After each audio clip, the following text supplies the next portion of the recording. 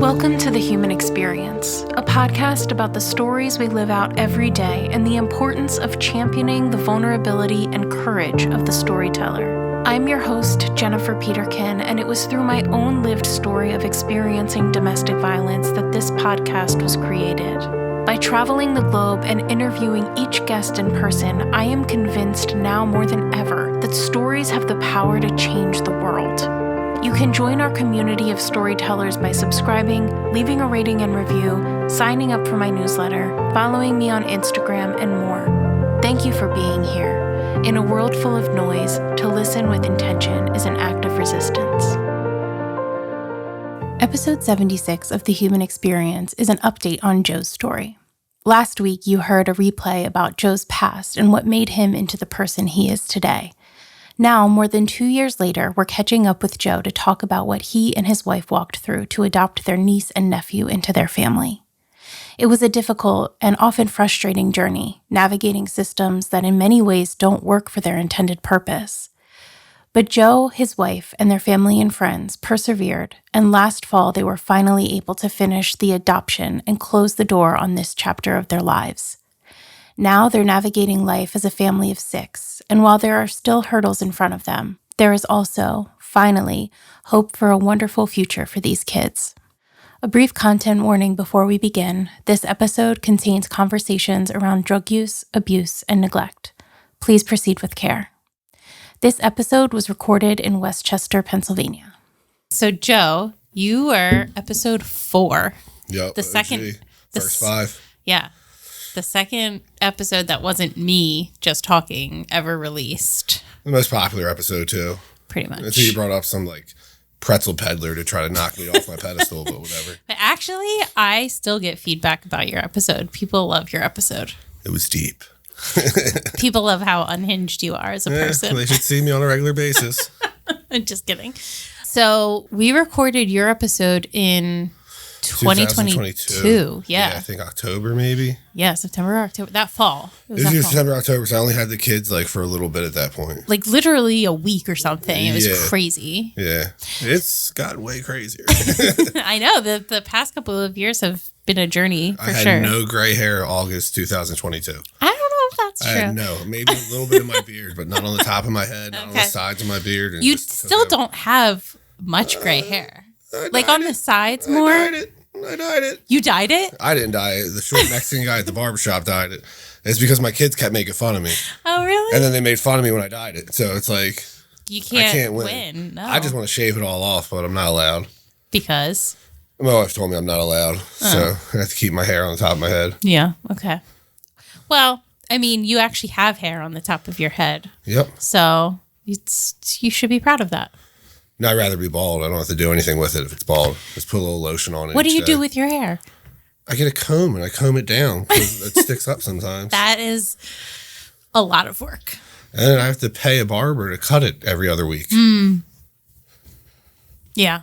If I shaved it, I would just do it myself. Okay. Well, something to think about. Oh, I think about it every day. I take that little Snapchat filter of the bald head and I look at it and I'm like, oh God, I wish. Do you still do Snapchat? I guess TikTok now.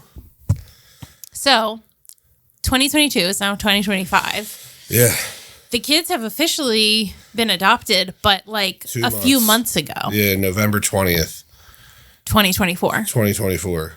Yes. And you got them in fall of 2022. September 6th, 2022. We were told to be 15 to 22 months max would be the process. And a lot happened in between then. Their parents are both incarcerated now. The dad's in jail for 9.5 to 18 years. The mom, who was tried after the father, got 3 to 5 because they painted her as kind of a victim of the father as well, which was just her lawyer's tactic, I guess, to get her less time because she was just as responsible for what happened to them kids. And the only violence I seen between the mother and the father was the mom beating the shit out of the dad a few times. So, can you remind me what happened with the kids themselves? Okay. How you got them, how that all went down? My wife has a half brother. My wife's brother, her mom, her stepdad, the brother's fiance or baby's mama, basically. They all suffer from addiction. I'm putting that in quotes. They decided to use drugs nonstop. And the kids were living in a crack house with them. So I know I said this on the last podcast, but back like 7 years prior to them coming to us, I was working and my wife was supposed to be in Bala Cynwyd. I was in Fallcroft. I got a weird feeling. I go to the house in Southwest. My wife's there, yelling into the house. The grandmother's there unconscious from being on too many drugs to be conscious. Gianna, who's now, I guess, my legal daughter, but at the time she was just still an infant. She was on the couch asleep with nothing around her. On the end table next to her was razor blades, pills, all kinds of stuff.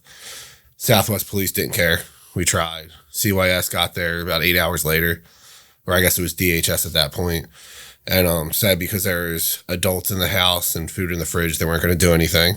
Jeez. So cut to a few years later. My wife's mom's now sober at the point. She calls and needs somewhere to stay. She was either had to go back to the crack house or not a sober living house, like almost like a homeless shelter in Chester. So at the time, it was just the four of us. We had a 3-bedroom house with a finished basement. So I was like, she can come, because my wife was really sad. Like, she always longed for a relationship with her mom. And her mom stabbed her when she was 12. So that's why she stopped living with her. Stabbed her with a corkscrew when she was going through like a fit of rage from like meth and stuff. So her mom comes, lives with us. She's doing good for a little bit. The kids end up coming to visit. It's Christmas of 2021. I had to pay the parents $60 cash to have their kids come to my house so they can eat and get presents. And we would buy presents and leave them outside the house years prior. And, the parents were taking them to the bar and selling them to people to get money for drugs. So they were never getting the presents we were bringing them. We wouldn't put our names on it, anything. We just put the kids' names on it, wrap it. They could say it was from them, we thought, like whatever they wanted. They decided to open them themselves and sell it for pennies on the dollar. While the kids were coming, I noticed like they're malnourished. They smelled. Gianna's whole head was just 3 dreadlocks. That was it. Like just big dreads. They came a few times, and then May of 2022, late May, early June, her mom started to relapse. It was obvious. She was nodding out at the table for dinner, and the last thing was she smoked a cigarette in my basement, and I hate the smell of cigarettes. This is your wife's mom? My wife's mom, yeah. I hate the smell of cigarettes. I talked to her about it once. She said she wouldn't do it again, and did it again. So she was at her clinic, and then she was hanging out with her ex, going around her clinic, her methadone clinic, and, basically getting pills and stealing from Wawa and all this stuff. So I loaded all of her stuff in my sedan, drove it down to the crack house in Southwest Philly, and dumped it all on the steps. In the time she was there, the kids came to stay at our house a few times, and I noticed, things were off, whatever.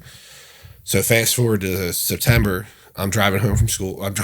Driving home from work, and I get out. My wife's sitting on the steps crying. And I think I said this last one, but my first assumption was my daughter did something stupid in school already, and she was on the phone with the school.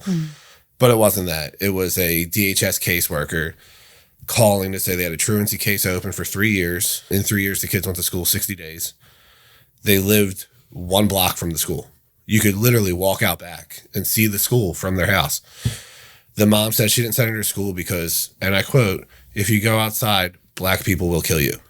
She made her kids terrified of the community around them, which was horrible.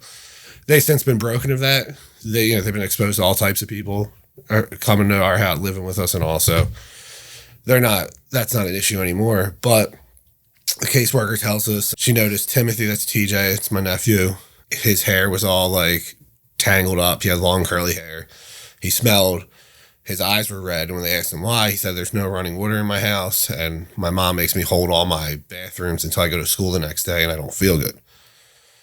Then they tell us they've been trying for years, but every time they would go to the house, even over the summer, the mom would say they were down the shore, which threw up a big red flag for me. It's like, these people's windows are covered in aluminum foil. They're missing part of their roof.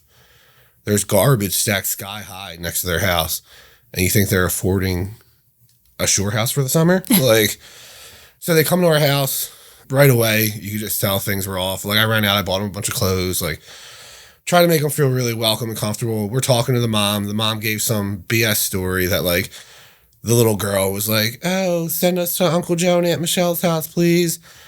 The reality was the mom called several people, even people who were in active addiction who lived in similar situations, before they called us, because she knew we reported her years ago and was angry about it. Didn't care about what was best for her kids, just her own vindictive, stuff. We get them. Like 4 days later, my nephew's really sick. The caseworker pulls us aside. Now, mind you, this caseworker was saying incredibly like racist things about the system the kids were in.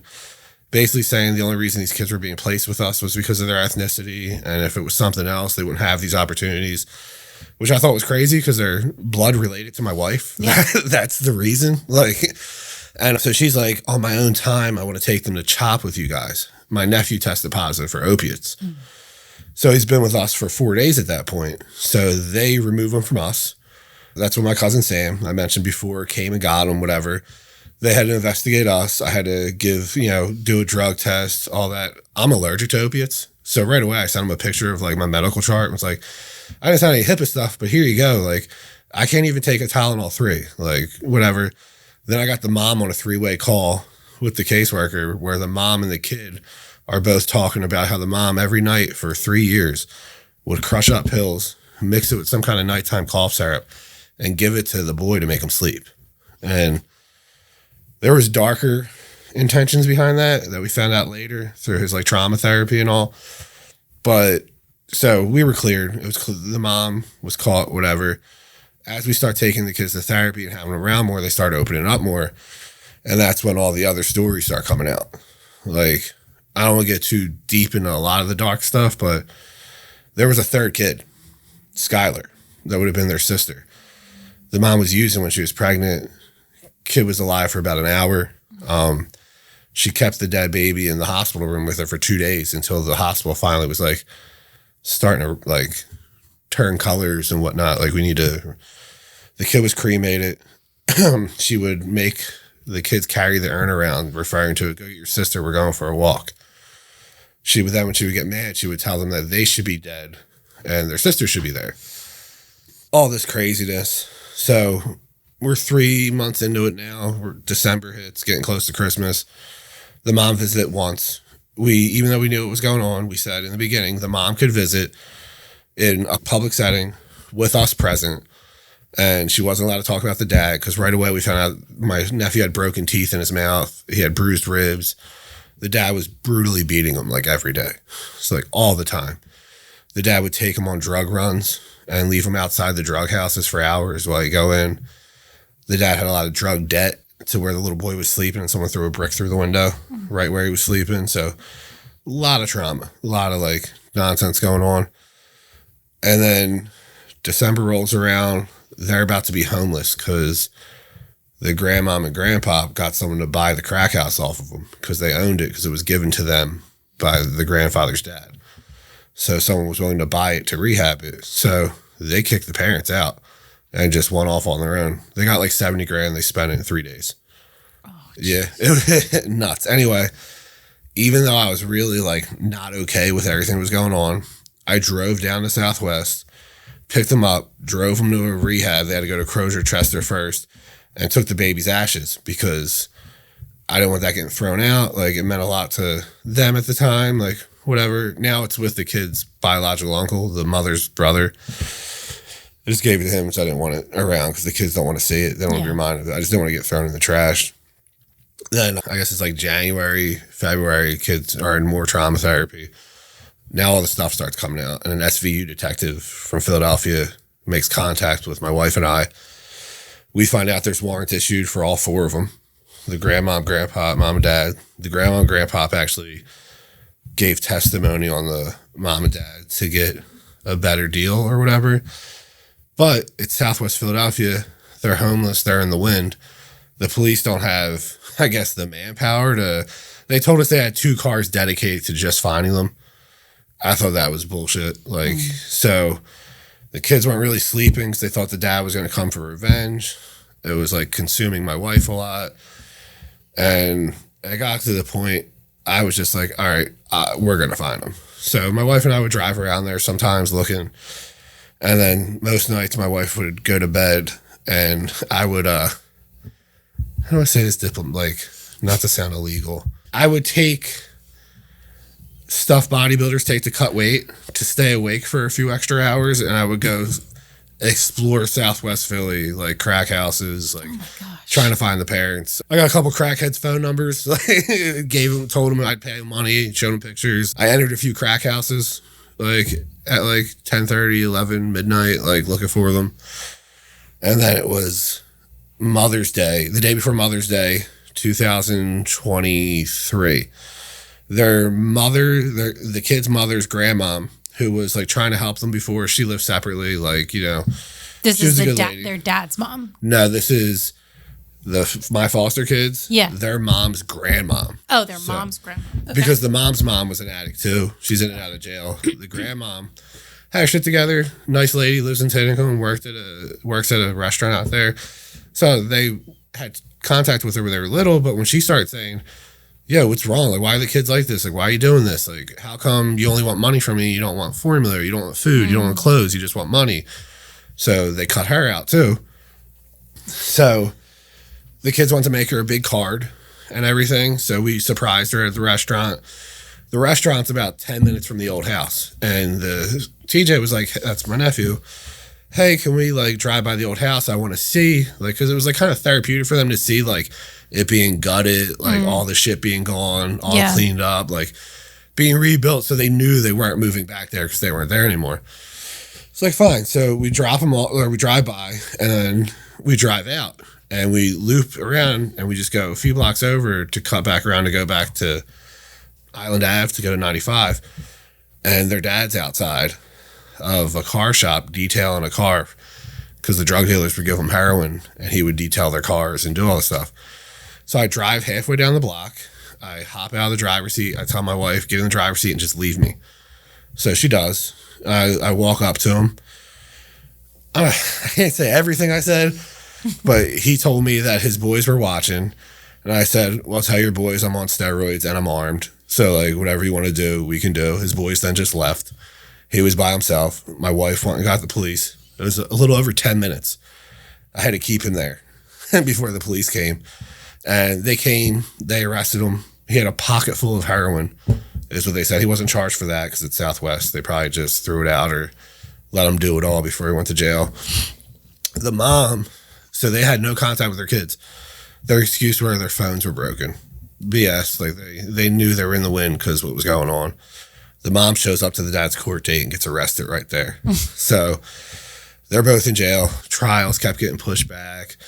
Constantly driving to Southwest for interviews. Like literally it would be like the morning of, I'd be taking off work. I'd be walking from the parking lot on 15th and Arch to Family Court, or like 13th and Filbert, wherever it was at the time. And I would get like a text being like, court's canceled. Or I'd be sitting in the courthouse for 6.5 hours. They'd be like, they forgot to bring him from the jail. Court's canceled. The system's so flawed. So all in all, TJ got to read a victim impact statement to both his parents. He did a great job. He ended both of them with cursing at him. I believe he looked at his dad at the end after he was crying. People in the courtroom were crying. I was the only one not crying because I've heard it all like a million times, but like they looked at his dad and goes, you were never a father. You're a fucking crackhead piece of shit. And I was like, oh shit. Where'd that come from? And how old is he? At the time, 11, I think. Yeah. Yeah, he had a lot of anger in him for all the stuff he went I'm through. sure. Yeah. And Gianna didn't want to talk or anything. And then shortly after the mom, he just wanted to cause like another like, ooh moment because the mom's court was like a month later. And he told her to go F herself at the end. I was like, all right, like we're done with that, you know? But in the meantime, we're dealing with the system people. They're supposed to help you with the kids because you're taking on 2 additional mouths to feed, clothes, all that. Me and my wife bought their beds, bought their wardrobe, all the stuff before they even said that. And they were like, well, do you guys need help? You know, blah, blah, blah. I'm like, yeah, if you're going to offer extra money because we're feeding, missing work to go to doctor's appointments, like all this stuff. Like, yeah, of course. So this woman shows up to my house on a Saturday in pajamas. Supposed to give her all my mortgage statements and everything, which I did because we were told to. Later that night, I'm at the grocery store. I go to hit my Apple Pay and it's declined. And I'm like, well, that's weird, but you know, Apple Pay is finicky sometimes. So let me take out the debit card that's linked to the Apple Pay and it'll work. Put it in, declined. I always have cash on me, so I just paid cash. I go out to my car.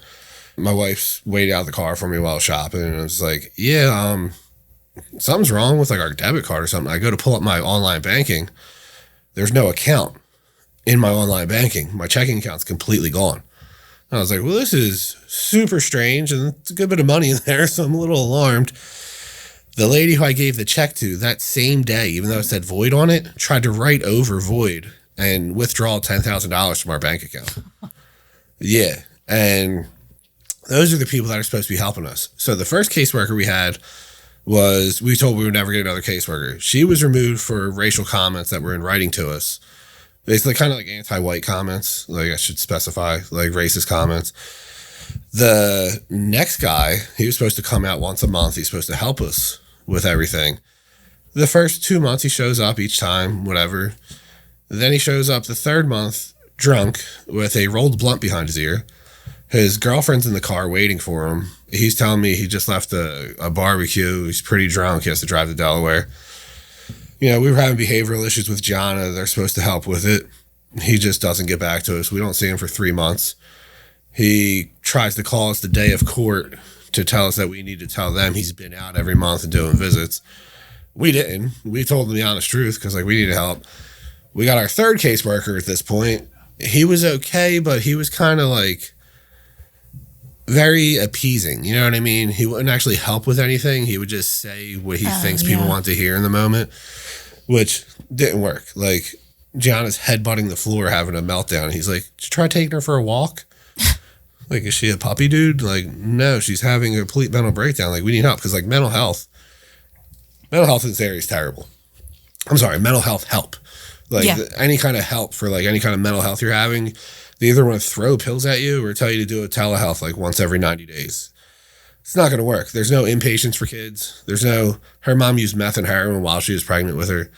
Like, if you look up the fetal alcohol syndrome, like, face, like, the whatever that comes up with it, it's identical to her, but they can't diagnose her with that years later. And like, it would be like different personalities coming out, and we're just struggling trying to get help. Like, she like attacking my dogs, attacking the boys, breaking shit in the house. Like, it was just too much, but like, we didn't have any help, like, at all, you know? So it was just me and my wife doing everything, like driving from Springfield to, you know, Chop twice a week to take her to appointments. Because you guys had to go to these specific... Yeah, because they're placed through us through DHS, so their insurance was through the city of Philadelphia. So any specialist you wanted to see had to be based in the city of Philadelphia. And now we live in Westchester, so we needed a bigger house. All the extra expenses. Had to buy a bigger car to fit them in. Mm-hmm. Had to buy a bigger house to fit everyone comfortably in. So we moved to Westchester. Her appointments are at 55th and Woodland in Southwest Philly.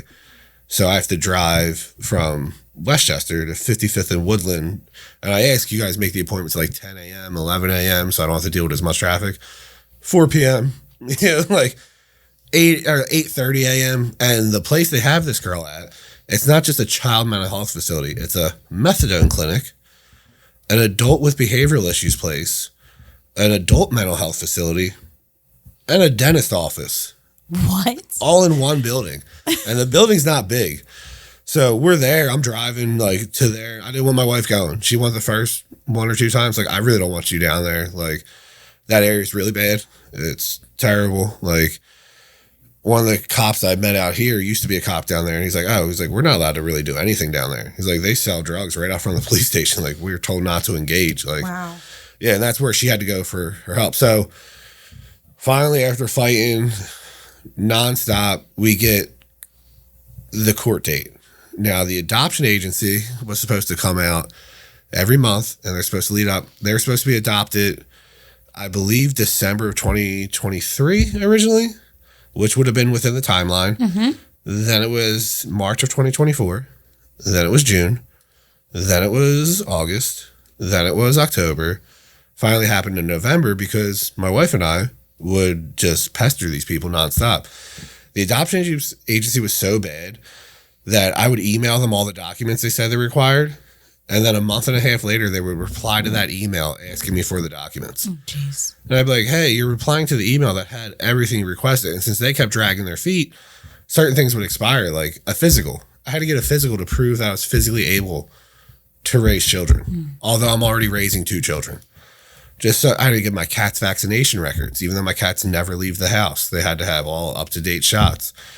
When my dog passed away, they kept asking for my dead dog's vaccination records. And I was like, why? She's dead. Like, she's not around anymore. This makes zero sense. Like, you guys make no sense at all. Like, but all in all, it happened. They're fully adopted now. The behavioral issues haven't stopped. Like, just the other day, my nephew was kicking the handles off of his dresser because he lost in Fortnite. And it's all that. He's been in trauma therapy. He's been in one-on-one therapy. He's been in occupational therapy. Like, it got to the point where it's just like all focused on their needs for like the last 2.5 years, where it's just so draining, you know? Yeah. But I mean, their parents are where they need to be now. Like, the grandparents are on the run because more stuff came out and the grandparents got warrants.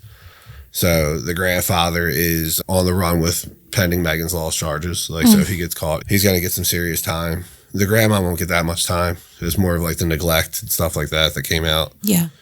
But yeah, so that's how the adoption's been going. Like, that's how that whole story panned out, you know? I mean, we're obviously friends in real life, so I've been walking not through this with you. I have no idea what you've been going through, but I've been here in real time, like hearing that's this why it's as weird this stuff. when like interviewing about it, because I've told you all this already. Yeah. So I feel like I'm repeating everything like to you. But it's good, because I would have told you if you missed something. Yeah, I probably did miss some stuff. No, It's just you did been great. wild. It is wild because, you know, these institutions and even the idea of adoption and fostering is held up as such this like noble act, right? Yeah. And like, it is a very selfless, if you're doing it the right way, it's a very selfless act because you are taking in kids that you never really chose to have, especially in your case. You know, it was an emergency. It wasn't like you and your wife were like, hey, we're thinking about adoption. Let's talk. Like, I said it before. I got a vasectomy when I was 30 because I didn't want to have any more kids. I love the 2 I have. Kids are a handful. They can also be extreme assholes sometimes. So, like, the good times definitely outweigh the bad, but like I didn't want to add on to my plate. Like, we were comfortable. We had a 3-bedroom home in Springfield, a big yard. Yeah. I mean, now we have an acre in Westchester, so we're in way better position. Like, yeah, but we were fine where we were at. Like, oh, the other thing that happened during that, my wife's identity was stolen.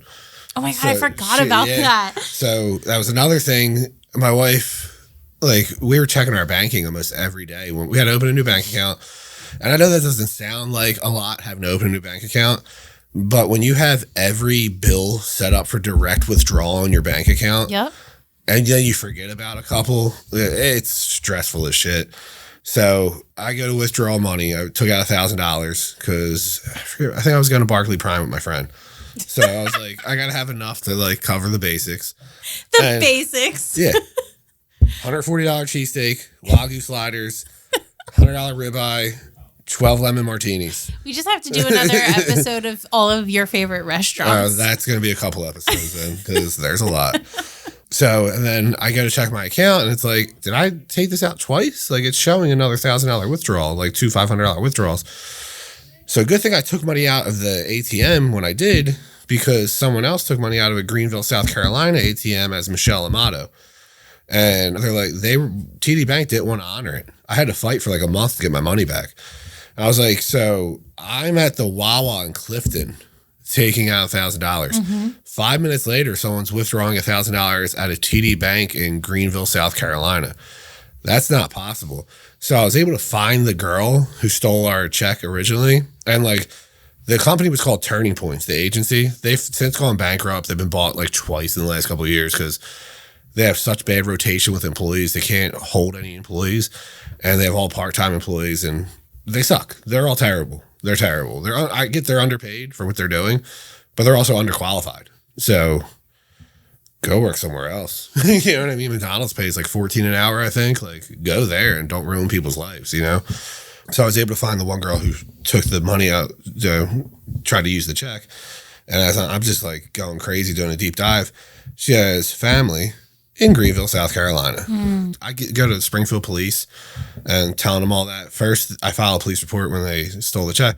well, did they get anything? I'm like, no, but they tried to take 10. Well, I mean, there was no real theft. Like you told the bank in the state of Pennsylvania, the bank's not allowed to tell you who tried to withdraw the money. But when I called, they told me the check number. I wrote 2 checks that entire year. The voided one I gave her, and then one to the school for $15 for like some shirt or something. Yeah. And it was like, okay, well, clearly it's the check number. It's been confirmed. That's who it is. So I had to fight for like a month. And I was like, clearly we're not in 2 places. But then my wife started getting all these emails.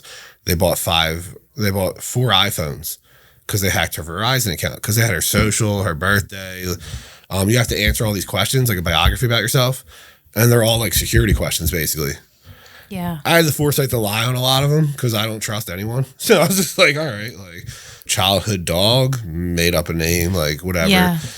But they, like, my wife answered it honestly. And like some of the other questions I did too, but ones that I saw were like, this reminds me of a security question you would answer.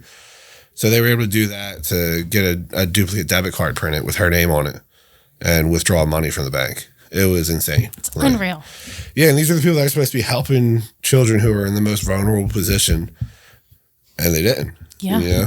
But I would tell you, when I went to court, the one judge when he heard all the charges and everything the father was doing to the kids and exposing the kids to, and that they were under DHS investigation for 3 years while this was happening, he's like, if there were people here from DHS, I'd be looking to like press charges on them too. This is the worst case of, neglect, abuse, everything I've seen.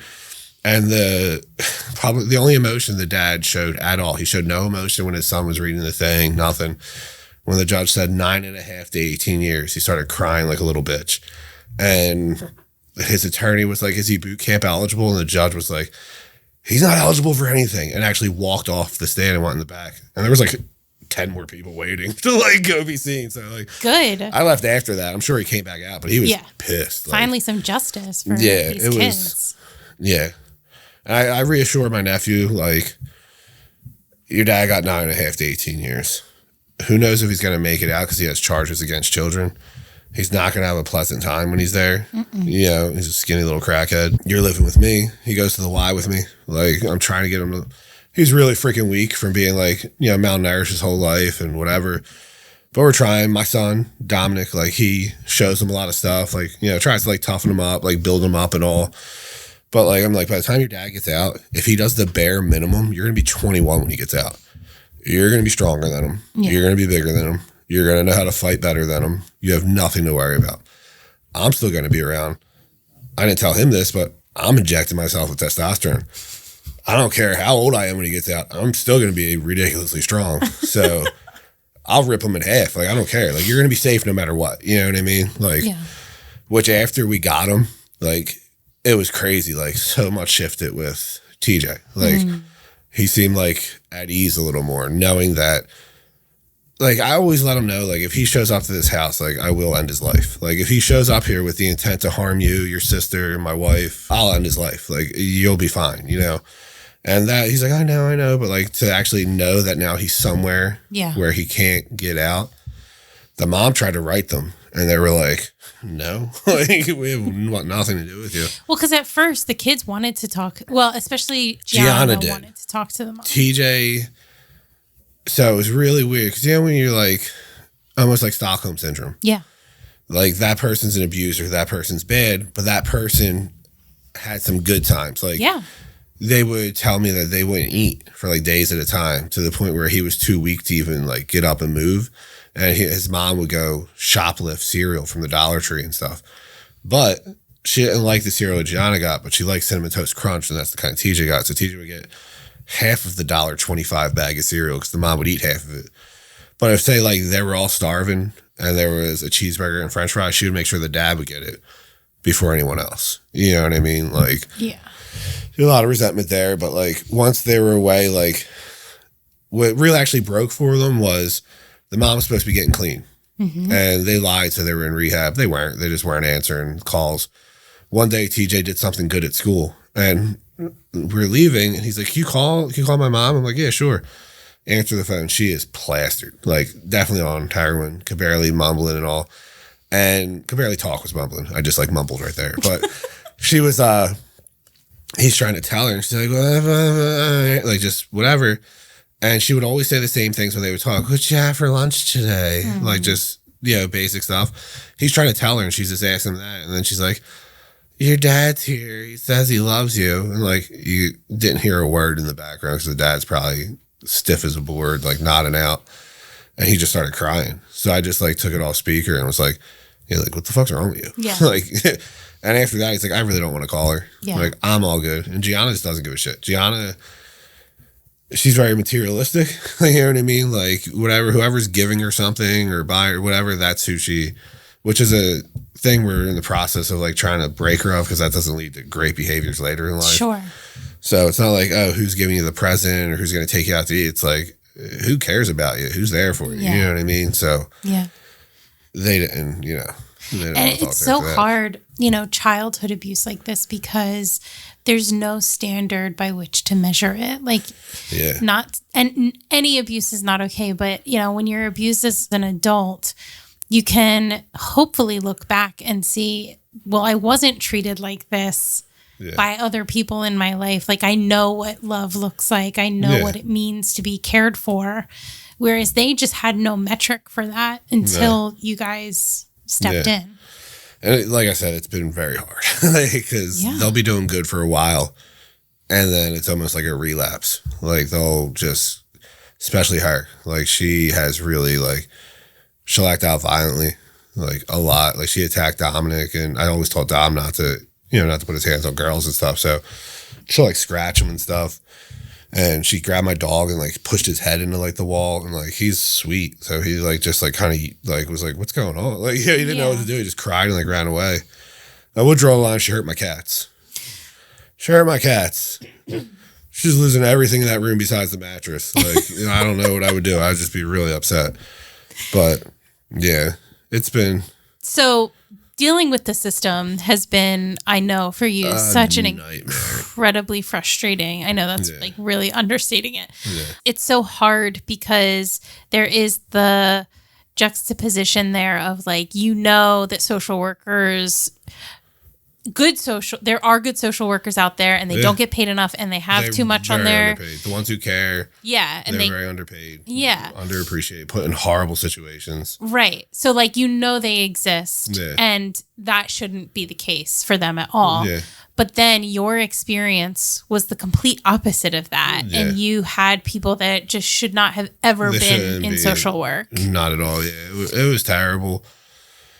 It was like just waiting for the next bullshit thing to happen. Like, no matter what. Like, it was this, you knew something. Also, I wanted to clarify, the thing I was taking to stay awake all night wasn't any kind of hardcore drug. It was clenbuterol. All right? I just wanted to put that out there. I should have said that back then.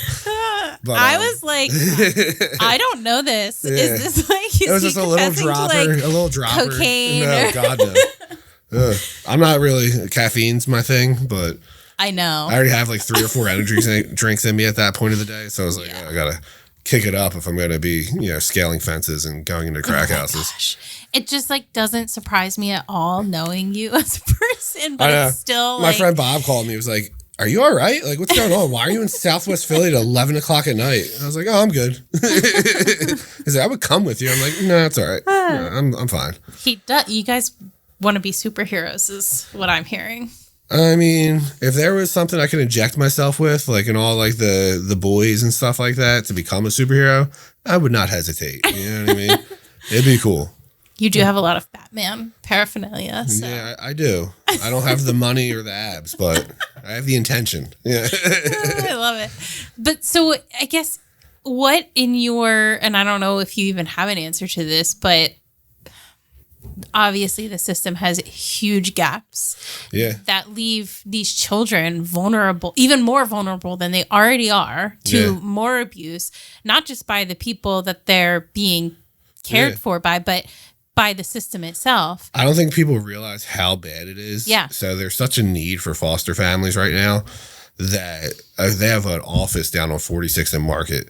There are bunks like in like a prison type style, like camp thing, like a bunch of bunks in one room that kids are staying on. And these kids range from like 3 to 17. Mm. I'm not saying because you grew up in the system, you have ill intentions or whatever, but who's to say that 17-year-old isn't a pedophile or whatever? You're putting them in the room with sleeping 3 to 5 to 10-year-old. You know what I mean? Like anything could happen. Like, and that's the thing. It made me so upset. I wanted to start like if I had time, like during it, I was telling my wife, I want to start some kind of thing for like to help with it because the money's not allocated correctly. Like they give you clothing stipends, which we haven't gotten, you know, which I think we got one the whole time, and which I'm fine with. I'll buy the kids clothes or whatever. But the one guy that was our second caseworker told us how he'll hook some families up if when they order it, they order a couple extra things that he can give his kids. Wow. And I'm like, wow, dude, like that's terrible. It's just, it's so much. There's so much wrong. Like if I really sat down and like started jotting things down, I have a lot of examples of some really terrible shit, you know? So how do you think it gets fixed? Because there's Complete no system other overhaul. Yeah, because there's no other options, right? Yeah, there's a lot of buildings sitting empty right now. In Springfield alone, right on Sproul Road, I think it was Don Guanella. It's right across from a cemetery. It was a school or whatever for like mentally handicapped people, but it's a huge building, a lot of stuff. St. Kevin's School sitting empty. Like, convert them into like single bedrooms or double bedrooms where siblings can stay together. Like, have some really vetted employees there that, you know, you have employees around the clock that could make sure these kids are eating and going to school or having some kind of interaction with other kids, you know? Make them feel like humans. Don't make them feel like animals in a zoo. Like, the way they were treated, like, it was insane. Like, all the questions the kids were asked, like, the stuff they came out with, and they had to relive time and time again. Like, if they're telling a story to an attorney, an SVU detective, record that interview and don't make them relive that situation 30 times because you keep pushing court back. I could tell the difference in the kids leading up to court to after court. You know what I mean? Like the build up, the emotional dump, like the day of or after, like it's too much. And like have more stuff available to the foster families as a way of helping with the kids' emotional needs. Like I raised 2 kids, like my daughter's 17, my son's 11. Like I know how to handle certain situations, but my kids weren't put through all the same stuff these kids went through. Like my kids grew up kind of privileged. Like they grew up in a crack house. Like I said, when they're 8 and 10, they were illiterate and not potty trained when they came to us. Like they didn't know how to run. Like it was like, cause they were only allowed to stay in their little crack den hallway. Like, cause they, like I said, the parents made them terrified of the outside. Like there needs to be more stuff out there to help these kids adjust and help these kids realize like the world's not an inherently evil place. Like there are good people out there. There are better situations out there. Also, this is going to be a hot button topic. Stop enabling all these freaking addicts by telling them like, oh, you're wrong. It's because of this happening. It's because of that happening. Like we all had shit happen to us. You know what I mean? I was beaten when I was a kid. Like I was verbally, physically hurt, you know? I don't turn to heroin and put that on my children. You know what I mean? Like there's certain things where like, yeah, okay, you fell, you hurt yourself, you prescribe painkillers, like it develops. That wasn't their story at all. Yeah. Their mom was a piece of shit from the time she was a kid, stealing from family members, drinking and doing drugs when she was like 9. Like it's because her mom was doing the same shit. Product of your environment. Like don't allow these kids to be in that environment. CYS and DHS was at that house over 30 times where they never even gained entry into the house because all they did was knock, and if no one answered, they left. Take the extra step. Sit outside there. You know what I mean? Watch it. Like when you're calling these people and they're telling you they're away doing like some luxurious vacation, but you're standing outside a dilapidated crack house, use common sense. You know what I mean? Like there needs to be more, I don't know, like more serious punishment for these people. Like, I don't know. It's just so crazy because you hear stories on the other end of the spectrum too, where it's like, you know, oh, like CYS came and took my kids because like I couldn't pay. I'm a single mom and I couldn't pay my electric bill. And it's like, so you know it happens on both ends of the spectrum. Yeah, but also I feel like a lot of people who say that, it's kind of like a half-assed story because for a single mom, there's something called law heap, where your electric bill will be like $7 a month. Yeah, but I'm just saying, and that was just like a random example. Yeah. Because I do think the problem with that kind of thing is that it's left up to an individual's discretion. And so whoever is the caseworker is deciding Yeah, and the caseworkers, in my opinion, so like, and we could be talking about totally different areas too. Our first caseworker, she was based out of Philadelphia mainly. So when she came to my house, I have a finished basement, tile floor, like nice tile floor, not like big tiles, like recessed lighting, egress windows, like everything you need in a basement, you know what I mean? Like full bathroom down there.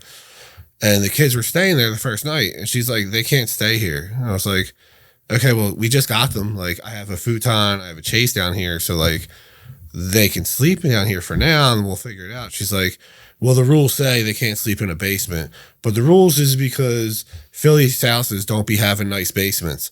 And I was like, okay, well, we're in Springfield. Like, so it can't be like one general blanket thing. Right. It should be a case-by-case thing.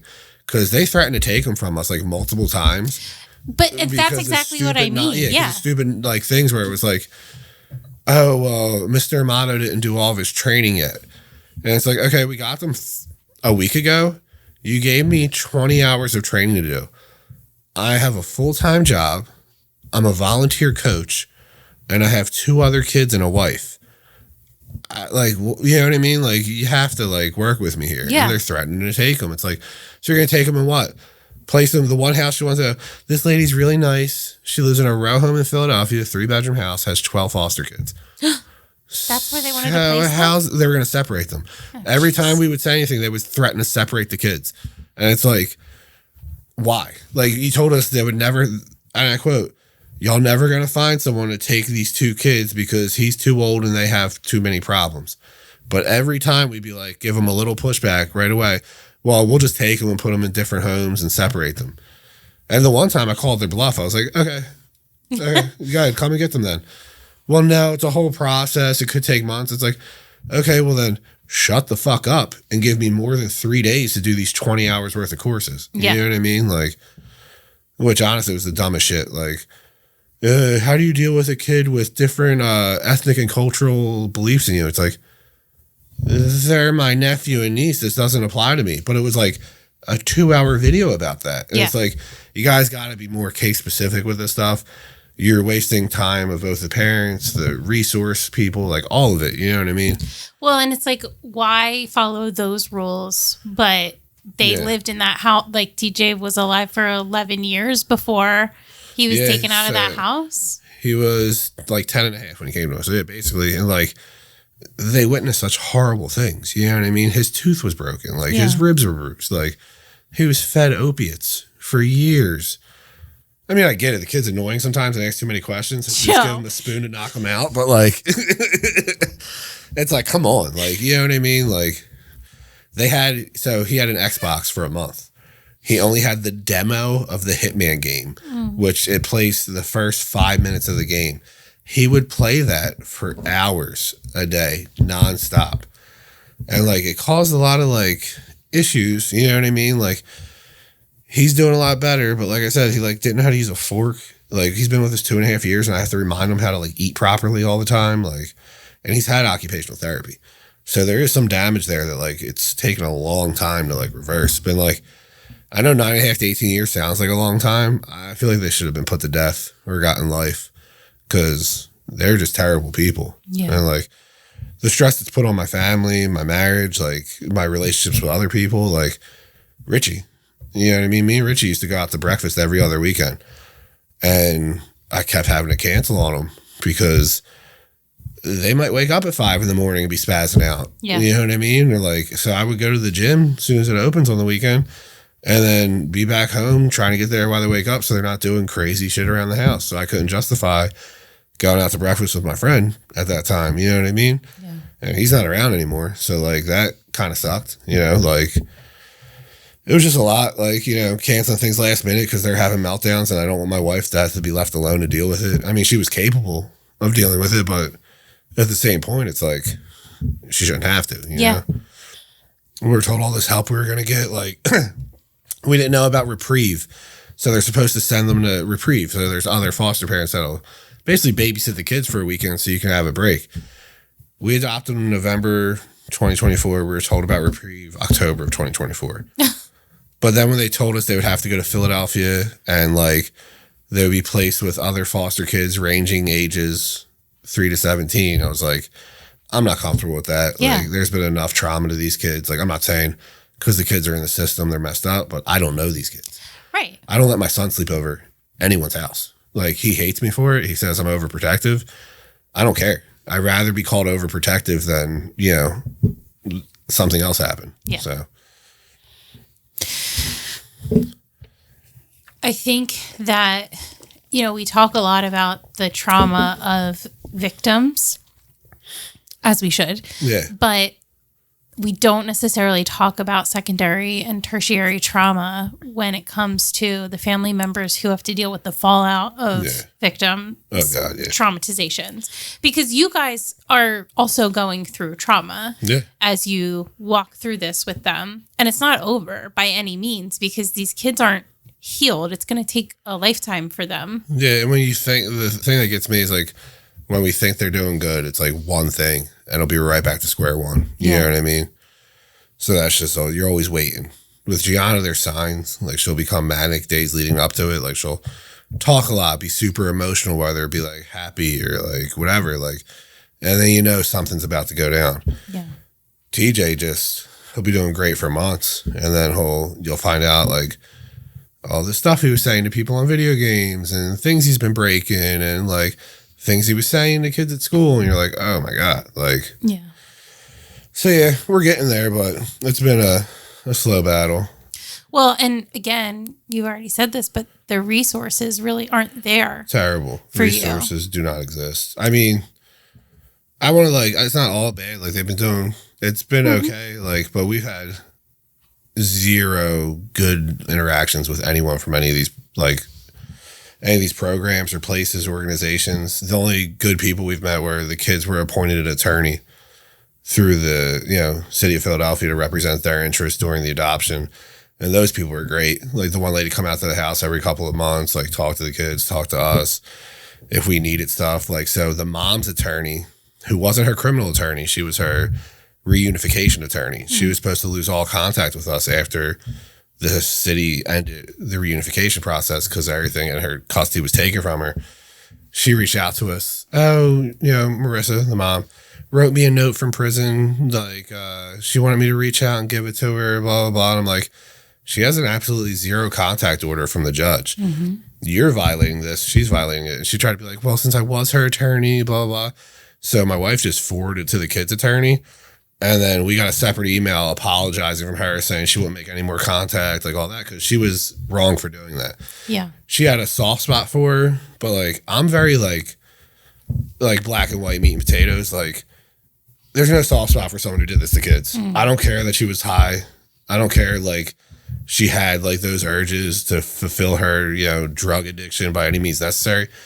I don't care. Like, these kids were the victims. Like I said, like, okay, she had a shitty upbringing. Like, her dad was killed when her dad was 17, the mom, and he was murdered when she was a baby.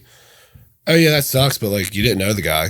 I know it sucks, but like, you grew up with another whatever, but you chose at a certain point to continue to be a piece of shit. You continued the cycle of abuse with your children. And that's what it is. That's what I hate. Like, I could beat my kids if I, like, you know what I mean? Like and blame it on your past. Yeah. I was hit too.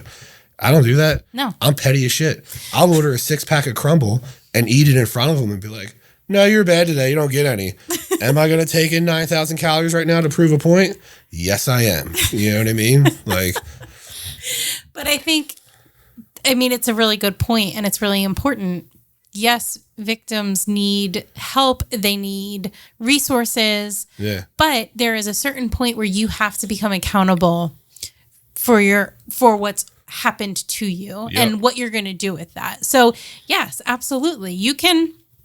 Both things can be true, but I agree that like maybe she was a victim in her youth or even in her adulthood, but then she chose to do that to her kids. And so she's 100% responsible for that. Also, she was awarded, I think, $250,000 from the police force of the police. A cop killed her dad.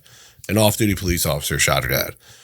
It was her dad's friend's dad. It was like some kind of crazy shit, whatever. But again, like I said, she was a newborn who never even met her father. Like, I get it. It could cause trauma later. But when she was 18, she was given $250,000 in like 6 or whatever separate payments. Every time she would spend it on really dumb shit. And yeah, you're young. I mean, I graduated high school when I was 17 and started working full time the next day. And I was in the union by 18. So I was making a lot of money at that age. I didn't spend it on dumb shit, mainly on food. I'd go out to eat a lot. You know what I mean? But she decided, and then when she got her other payment, her kid was, TJ was already born. She started spending all the money on TJ's dad, buying him Jordans, buying him all kinds of like designer stuff, like Gucci sunglasses. Like, why? Like, why? Yeah. You know what I mean? Like, buy a house, put money down on a house, buy a car, like, do something. Yeah. Like, she actually was a foster parent. It was crazy. What? That's something I should have. So when TJ was an infant, she had her nephew, or her mom's nephew, so her her aunt's kid. Her aunt was all jacked up. So the kid needed somewhere to stay, and the mom and her made a deal where they were getting paid by the city to take care of this kid. And they had gotten an apartment in Clifton. We were living in Springfield. So my wife and I would go over to visit, because that's before they were really badly on drugs. Like, they were, I think, dabbling in pills at that point. Like, she was a heroin addict prior, got clean, and then started doing like Percocet and stuff. So we would drop food off, clothes off, and I see this kid. And we saw him 3 times in the same week. He had the same outfit on. He would watch Wreck-It Ralph on a DVD in a bedroom where there was like a mattress on the floor, and that was it. So mind you, we're young parents. You know what I mean? We have our daughter. Like, we're okay. Like, but we ended up buying the kid like a bunch of clothes. We bought him a bunch of DVDs, some toys, like all that. They were like yelling at us for doing it. Like, we can take care of him. Like, dude, he's had the same fireman pajamas on for like a week. Yeah. Like, you don't let him leave the bedroom. Like, he's watching the same DVD on loop. And like, they were just collecting that check though. Like, you know what I mean? So like I said, it goes back to, I believe she was inherently evil. And I just think the addiction was the excuse she used to get by all this time. Yeah. Yeah. So, Yeah. but he's good now. He was adopted by another family. I ran into him. So we made it a point to connect the kids with any family member who was on that side that was doing good and not a complete piece of shit. We went through Facebook, started finding people, and like, it was good because she had a lot of great aunts who were involved in her life early who had to back away because of the way she would treat them. She would steal from them, lie to them. But the kids got to see them. Like, we went to Christmas Eve over there, not 2024, 2023. And they got to be around all them. We went to her uncles around the same age as her.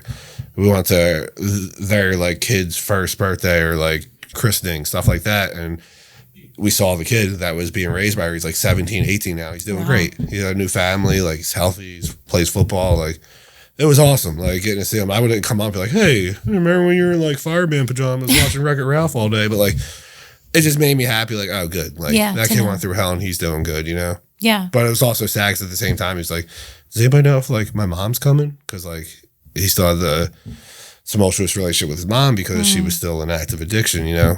But yeah. I mean, if I can go back in time to September 6th, 2022, I probably would have just been like, nope, not doing it. Would you really? I don't know. Probably not. Which was like, at the time, Richard pulled me aside and he was like, are you sure you want to do this? And I remember being like, why the fuck would you say that to me? Like, do I want to do this? Like, no. Like, do I have to do this? Yeah. But then I realized as like I was being stolen from and, you know, made to get a physical every 6 months and have people in my house every other week and going through my drawers, looking under my bed, like all this stuff. Like, he knew what I was going to go through because he had to deal with it with his nephew for a little bit. So he was just saying, like, giving me a heads up where everybody else was like, yeah, bless you, good for you. Not like, you're about to go through hell. You know what I mean? But yeah, so I don't know. I guess I would because, like, I care about other people. But at the same time, I wish I would have known going into it that, like, it was going to be hell on earth for, I mean, we're still going on, like, 2.5 years at this point. So it's a lot. I mean, I think, and I actually think it's really important that you say that you're not sure. Like, yeah, probably, but it's not necessarily a happy story. Yeah, like it kind of made me have like a little bit of resentment in the beginning because it's like my life wasn't easy by any means, but it wasn't like this. You know what I mean? And it's like I could just be chilling. Like my son's well adjusted. Like my daughter could be a bit of an asshole from time to time. She's a 17-year-old. She usually only, like if I showed you my text on my phone, Dad, I have $110 for the snowfall dress. Dad, can you DoorDash me Chick-fil-A?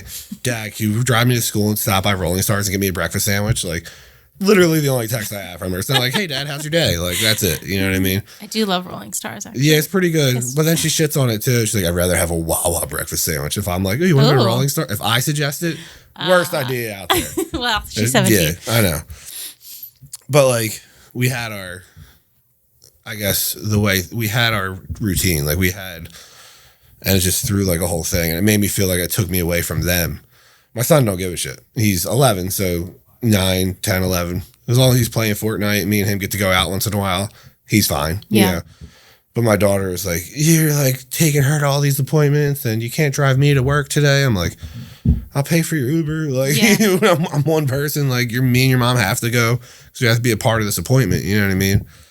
But I felt like it would be easier after the adoption, and it just hasn't. Like, they still haven't sent any of the stuff they were supposed to send. We're going on 2 months now. Like, their birth certificates, they're supposed to have new birth certificates. We still haven't gotten those. Like, it took the lady a month to send us the pictures from the adoption. Like, there's professional pictures taken. They were like, oh, we're just really backlogged. And, like, even we're supposed to meet with the adoption attorney.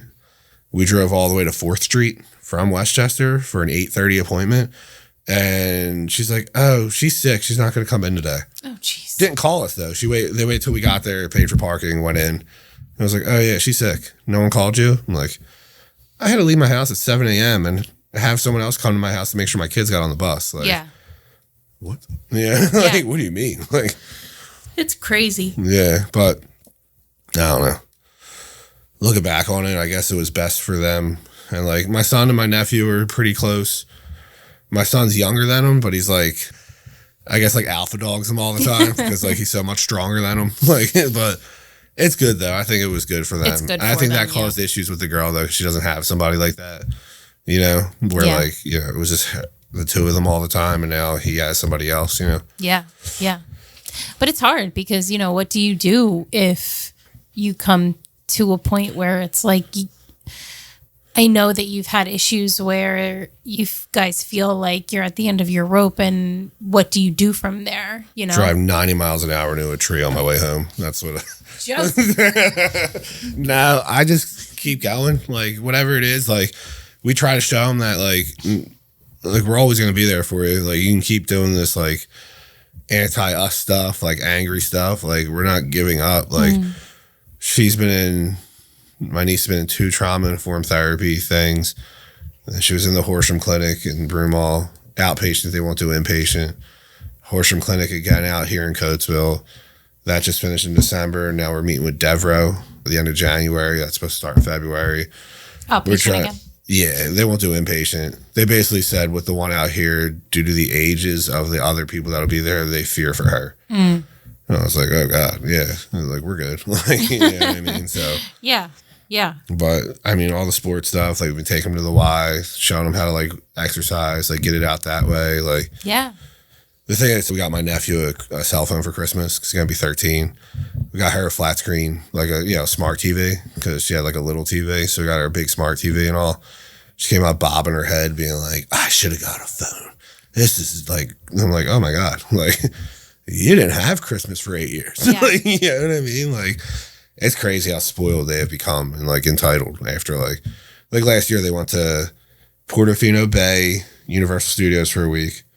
We got like a 7-bedroom house in OBX for a week. You know, they've been to Lancaster in the mountains all in that year. Like, they're trying to make up for like shit they didn't have. Like, I did vacation for 4 years before that. Yeah. And then like last year, just like trying to, do stuff. We're taking them to Lake Harmony next month. They're going snow tubing for the first time. Like, it's all been like first for them. Mm-hmm. So just trying to like keep it going, but also not spoil the rotten. But it's like hard at the same time because it's like, for a while, I'll be honest, I was being a little manipulative and be like, they've never been to this restaurant. Like, we should take them right now. I don't think they've ever had soup dumplings. We should go to Tom's Dim Sum for dinner. Like, just to like, feed my own addiction. But she caught on to that pretty fast. She's not stupid. Yeah. They're like, we don't want to go to all them places. I'm like, shut up. I'll get you Wendy's on the way home. Just get all your food to go. I'll eat it later. Like, yeah. I mean, it's a hard balance, I imagine, to strike. And there's also like, I imagine, regulation issues like in their own selves. Yeah. So it's not just because they're quote unquote spoiled, but it's like they don't even necessarily know how to deal with. They get overstimulated pretty fast. Like, and that's the thing. I had to like kind of, when we first got them, like you take him to a playground and like he didn't know how to run. He was malnourished, like skinny, like kind of looked like an alien, the way his head was shaped and like his limbs and all. So like he'd be like running after kids because he didn't know how to play with other kids. And kids would be looking at him like, what the fuck is that? Like, you know what I mean? Like, why are you running like that? Why do you look like that? Like, I'm not your friend. Get away. Like, so like that was a lot of work, Teach them how to build relationships with others have been kind of like a trying situation. But do they have friends from school? Gianna, yes. Okay. Which is weird because she's the one who has the most trouble at home, but at school she kind of thrives. Yeah. Like TJ, I just think he's too much at times for people, or too like weird because he didn't grow up right, and he doesn't like. I have to tell him like, you don't say this to people. You don't don't be so self-deprecating. Like, don't like my son's trying to tell my son, since we moved out here, we moved from Springfield to Westchester in June. My son had a birthday party in November. He had 32 kids there, and they're all like, he's been invited to like a dozen parties. He has one next week, like he's going to. TJ hasn't been invited to like anything. Yeah. And I think it's because he's like, he doesn't know how to like just be normal. And like, we're trying to work with him. Like I said, he's been in therapy, occupational therapy. Like, he has one kid from Springfield he still talks to. And another like kind of like dorky kid. Like, like that little like whatever. But we're trying. It's just he's too much. Like, he doesn't know how to like self-regulate with certain things. Yeah. So it's like, Gianna's crushing it though. Like, she has a lot of friends. It's actually, we found a family out here that's raising their niece and nephew as well. My son's friends with the nephew and Gianna's friends with the niece. So like they've been like doing stuff together, hanging out and all. So that's been cool. And Dom doesn't have any classes with the kid. They were just on the playground at the same time at school, and they started hanging out, and Dom approached them. They're cool, Yeah. So I volunteer at the school a lot, and like I see him like interacting with kids in class, and he's like, his little girlfriends and stuff, and like, you know what I mean? Dom. Like, yeah. Not TJ, yeah. No, not TJ. TJ's holding out for John Cena. That's what he wanted his name to be. So they changed the name for adoption. He wanted to change it to Timothy John Cena Amato. Oh my God. And I was like, I think we might get sued. Like, I don't even know, dude. Like, but no, because when you're 30, you might not like John Cena anymore. And once it comes out like next week, he's like a crazy Nazi. And now you're Timothy John Cena Amato the rest of your life. Like, that's true. Anything could happen. Anything could happen. I don't think John Cena's a Nazi. I'm saying that for legal purposes, but I just think allegedly, but no, because he wanted to be TJ still, but he hated being Junior because he was Timothy Jr. So now he's Timothy James. He talked about making it Timothy Joseph Amato. I was going to ask. Dom's face, when he mentioned that, Dom was like, you'll never be Joseph Amato. Oh, that's hilarious. Because Dom for a while was pissed I didn't name him Joe Jr. Really? Yeah, I was like, bro, you don't want my name. Like, you don't want all the drama that comes with this. Like, you know what I mean? I wanted to name him Rocco Salvatore Amato. That got shut down. Then it was supposed to be Nicholas Amato. And then once Michelle was under anesthesia about to give birth, I was like, Dominic Amato. You can call him Nick if you want. But it worked. And now you call him Dom. Dom, the Dominator, Domicide, all the... But not Nick. Never, no. At the time, I had a Nick that worked for me too, and I was just like, I'll bring that hatred for that kid home to my son because I'll be yelling at a Nick all day. Then there's another Nick. We're not doing it, Yeah, actually, I do know. Well, wow. Quite a journey that you've been on. So it's all done. We're like, so are you going to adopt anymore? Hell no. No. I say that though, but like, actually the Nick that worked for me, he's not doing too well nowadays, and he has a daughter. And my wife and I have talked before, like, oh God, like, if it comes down to it, like, I guess we would take her in. Like, you know what I mean? How old is she?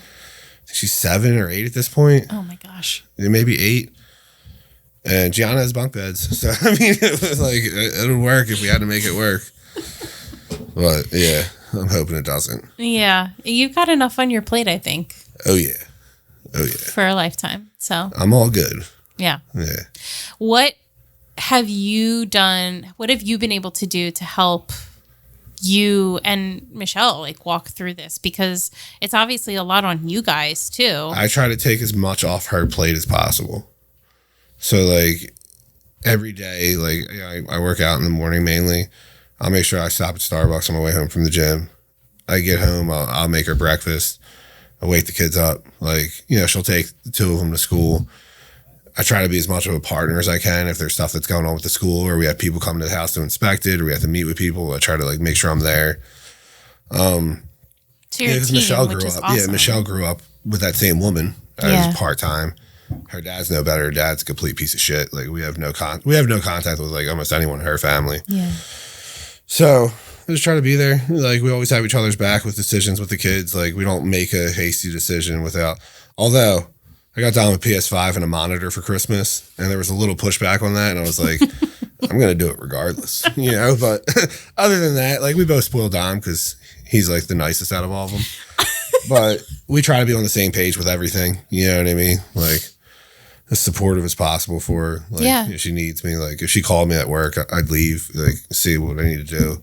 Yeah, I mean, it's awesome that you guys are such a team together. Yeah. It's really important, I think, for the success of your family. Yeah. But what do you do for you then? Inject myself with testosterone and lift heavy weights. That's how I cope. And then I go out to really nice restaurants like used to be once a month. You know, it's like every other month. Because it's a bitch to drive to Philly from Westchester. I didn't think about that when I moved. I was like, oh, yeah, dude, we're going to Dante and Luigi's. Like, it's like an hour and 20 minutes now instead of 45 minutes. Yeah. It sucks. That's about it. I don't know. Try to relax at the end of the day. Just like unwind sometimes. I do have my medical marijuana card, so that takes the edge off once in a while. The best thing for me, though, is I like going to the gym and put my headphones in and like closing out the world around me. Now, if I could just diet, I'd probably look great, but I'm good. I'm going to eat like shit and lift heavy weights. That's going to be it. I'm less concerned about the food than the amount of energy drinks. I was down to 1 a day. Your brother started drinking 2 a day again, so that kicked me up to 2 a day. But I didn't have any pre-workout this morning, so 2's not that bad. And I'll end it with 2 because I was drinking so many, I was getting vertigo. Yeah, I know. Look it up. It's pretty wild. Like I was like, what's going on with me? Like, what's wrong? Am I dying? I was like, it's just vertigo. Oh, yeah. All right. I was getting really nauseous and dizzy. Heart palpitations. They sucked. But now it's like 1 to 2 a day. You know, it's only 400 milligrams of caffeine. I was drinking 16 shots of espresso and 5 cups of coffee a day. So like. Yes, I know your caffeine addiction has been long standing. Yeah, that's right. And I'm damn proud of it. That's right. It makes me function better. You know what I mean? Listen. It's like putting premium gas in a Rolls Royce. You know what I'm saying? You just got to do it to get it going. You know? Okay. Sure. Yeah. So other than that, everything's been good. Yeah. Yeah. Can't complain. This is such a you thing. So I have to say, whenever I ask you what's going on and your face is saying the whole world is gone to shit and you're like, not much, you know. That's right. How are you? What's going on with you? Because I'm more concerned about others, and my typical thing is, it is what it is. You know what I mean? Can't do anything to change it. Just got to deal with it. Well, I'm glad you have a partner. And he was just texting me to see how I'm doing. No. Glad you and Michelle have each other. Yeah. And I'm glad that my brother is apparently also your partner. That's right. As well. He should be. He should be very helpful. He is. Now I got to see what he wants me to call him about. He's probably just trying to take attention away from this. You know probably. What I mean? Yeah. He Spending does that. too much time with my sister. What's going on? Exactly. That's it. I'm your favorite Peterkin. No, I think what you guys have done is really incredible, but really difficult. Yeah. And I appreciate your honesty in the way that you talk about it. Because, you know, talking to you, I've never felt like I've been worried for you as a friend, you and Michelle as friends. Yeah. Just because what you're walking through is so difficult. But you've always kept it very real about like where you are. And you're not like, oh, everything's great. The kids are wonderful. Me not having a filter probably, gets me into certain situations, but it makes me completely honest all the time. Well, it's good. Then at least you're verbally processing things. Oh, yeah. Which is good. Yeah. Because it's got to come out somewhere. Yep. It's going to come out in a road rage incident eventually, but I mean. Great. What time are you leaving? I'll make sure. In 5 minutes. Once I kick everyone out that's downstairs. Well, I don't really know how to end this now. I know. Let's edit all that out, like the last 10 minutes for sure. So thanks for doing this. Yes. Are we going to have a third installment? Yeah, sure. Yep. Without a doubt. We'll see where you are in a couple years. Yeah. A couple years. We'll do this summer. I'll talk about my snow tubing adventure. Okay. Yeah. We'll do a restaurant only one. I'll give everyone where they're supposed to eat. And are you just going to become my co-host? I'm down. Yeah. We have to get some people in here to interview. You'd make a great co-host. I think I would. Yeah. I think we might have to start a different podcast, though, for that. Yeah, Fitz is like, you just shut up so I can go home. He keeps coming up to me. Well, maybe the podcast could be about all of the things that you think are wrong with the world, because and me telling you 100 episodes, and me telling you that you can't say that. It's gonna be a lot. All right, well, we'll work on that. Thank you for listening to The Human Experience. If you enjoyed this episode and you'd like to help support the podcast, please subscribe, share it with your friends and family, share it on social media, and rate and review it on Apple Podcasts and Spotify. You can also support the podcast financially by going to my website, thehxpod.com, linked in the show notes, and clicking on Donate. It takes a lot of time and resources to create this podcast, so every little bit helps. Everyone has a story, and I'd love to hear yours. So be sure to check out the show notes for more information about how to stay in touch. Do good and love well.